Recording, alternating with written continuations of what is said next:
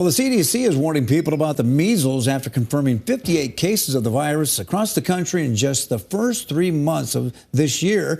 That is the same amount of cases that the U.S. saw all of last year. KELOLAND's Lauren Solich spoke to a pediatric infectious disease doctor with Sanford Health to learn more about the cases and what we should know about the measles.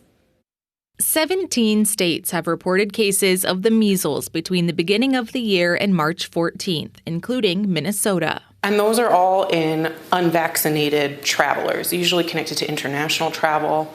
So people who are unvaccinated going across the world, and there are several outbreaks right now in the United Kingdom, Austria, and the Philippines, and then bringing it back to the United States. Dr. Ashley Sands with Sanford Health says measles is a highly contagious and dangerous virus. It's the most contagious virus that we know about, the most contagious infection that we really know about, meaning that if 10 unvaccinated people are exposed to measles, 9 of them are going to get sick from the virus.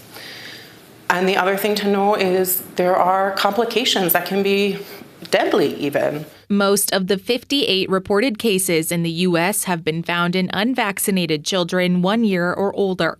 Sands says vaccines are the best way to protect your kids. It's 2 doses of vaccine. The first one is at about your child's first birthday, between 12 and 15 months of age. And then the second dose is right before they start school, around 4 to 5 years age. Once you have those 2 doses of vaccine, you're protected for life. It has a 97% effective rate. But if you have a family trip coming up overseas, you can get your child vaccinated sooner. We can give the vaccine to children as young as 6 months for people who are planning international travel. Sands says if you are fully vaccinated, you are safe to travel, even to areas with high outbreaks of the measles. In Sioux Falls, Lauren Solich, KELOLAND News.